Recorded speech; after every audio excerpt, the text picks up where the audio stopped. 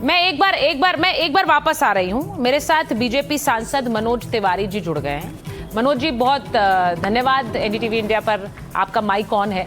मैं मनोज जी आपसे पूछ रही हूं क्योंकि कल आप ही का बयान आया जिसके बाद ये पूरी सनसनी फैल गई कि कैसे हमला हो सकता था प्रधानमंत्री पर, कोई अप्रत्याशित घटना घट सकती थी प्रधानमंत्री के साथ। ये इससे इस पूरी खबर में एक तरह से बहुत से सवाल जुड़ गए। आज ओम बिरला जी ने कहा ब्लैक स्पॉट हो जाता, क्या डर था?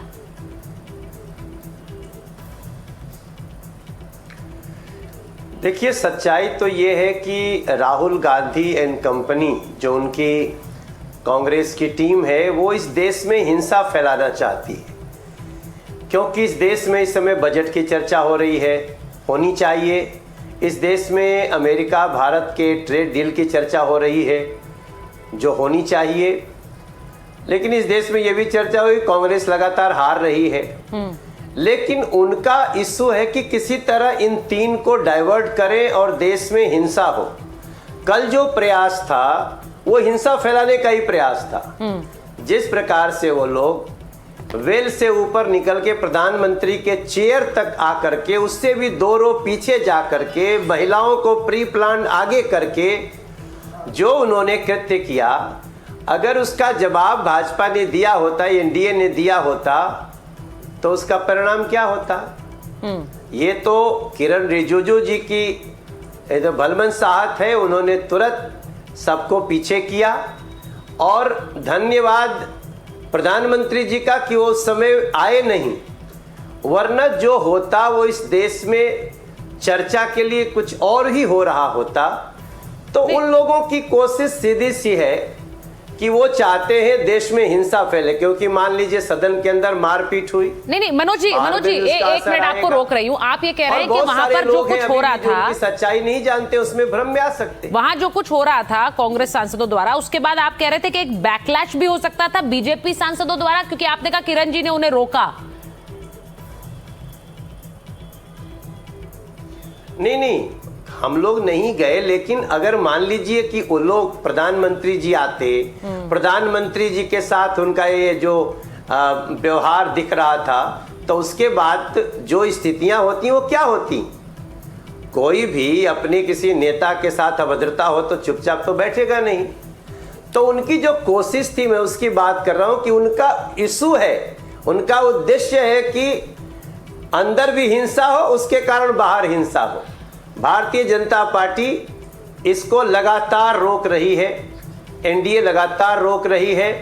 और जो व्यवहार वो लोग कर रहे हैं वो देश की जनता देख रही है। हमारा भी व्यवहार सबके सामने, उनका कांग्रेस पार्टी का ये कहना है, प्रियंका गांधी खुद कह रही हैं, वो निश्चित रूप से अटैक करने की। प्रियंका गांधी खुद कह रही है कि जब एलओपी को आप बोलने नहीं दोगे तो हमसे क्या उम्मीद करोगे? हम भी तो हंगामा करेंगे, हम क्यों बोलने दें पीएम को? उन्होंने कल कैटेगोरिकली कहा, आज भी कहा। ये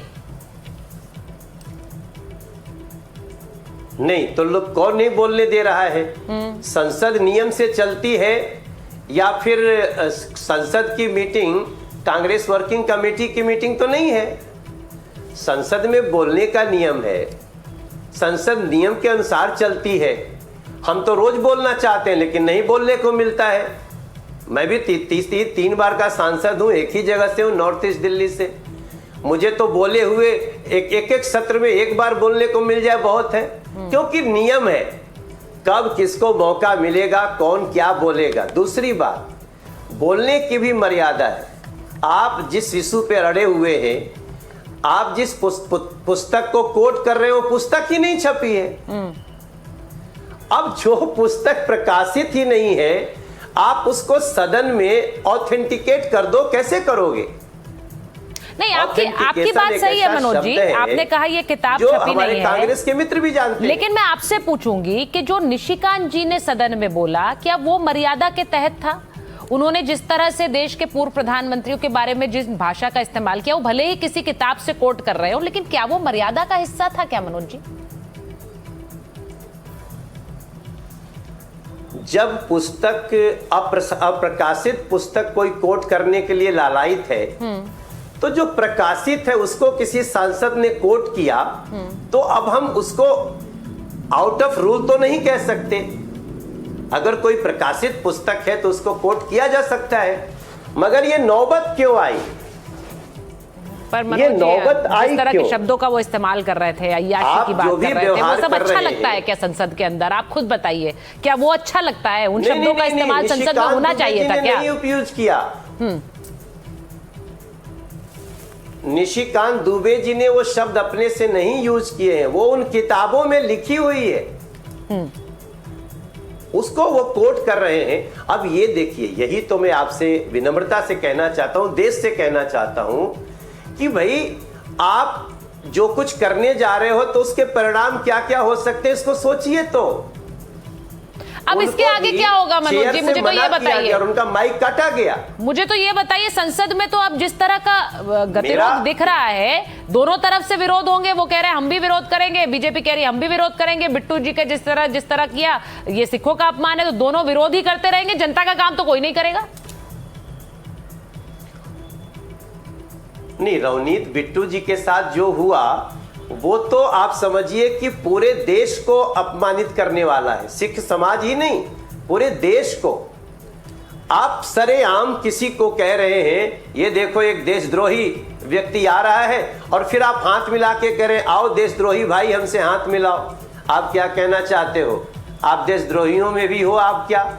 और जो आपसे पहले एक हमारे किसी भाई ने कहे कि रवनीत बिट्टू ने उनको देशद्रोही कहा, नहीं, रवनीत बिट्टू जी ने उनको देश का दुश्मन कहा, उनको आतंकवादी नहीं कहा। जो व्यवहार राहुल गांधी जी कर रहे हैं उसके आधार पे कई बार वो देश के दुश्मन के रूप में दिख चुके हैं। विदेशों में जाकर देश की बुराई करना, अपने ही सेना की बदनामी करना, ये सब देश के दुश्मन ही करते हैं। तो जो उनके शब्द है वो उसको आतंकवाद से मत जोड़िए, लेकिन जो राहुल गांधी जी कह रहे हैं, कर रहे हैं, उसके बाद जो मिलता है वो यही मिलेगा।